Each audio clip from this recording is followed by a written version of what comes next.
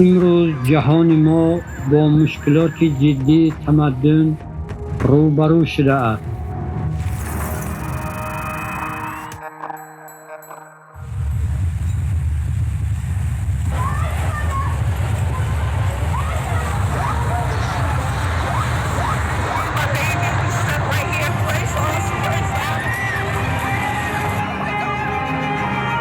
عنصرهای خراب کننده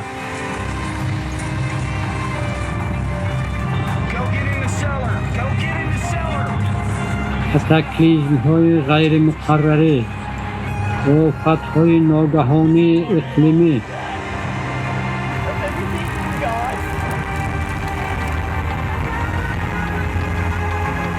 موره آنها با سرعت می‌افزاید و قدرت آنها به بازگشت پیش می‌رود.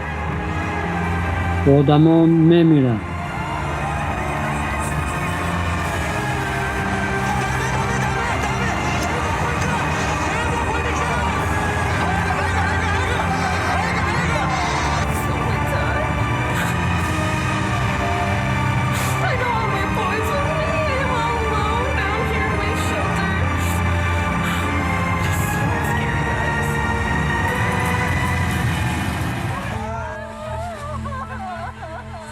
شهرها خراب می شوند. چرا ما ناکام می شویم؟ هدف رسمی عهدها و سازشنامه های بین المللی جلوگیری از تغییریابی اقلیم می باشد. اما چرا تغییریابی اقلیم با سرعت فلاکت‌آور ادامه دارد؟ چرا رسانه های جهانی درباره مقیاس تهدیدها خاموشند؟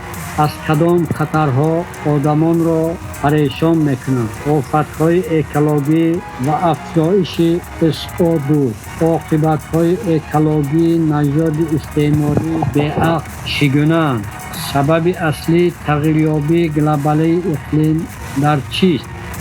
امروز بجز از معلومات درباره چگونه نجات یافتن برای انسانیت ما و نجات دادن سیاره ما چیز مهمتر نیست.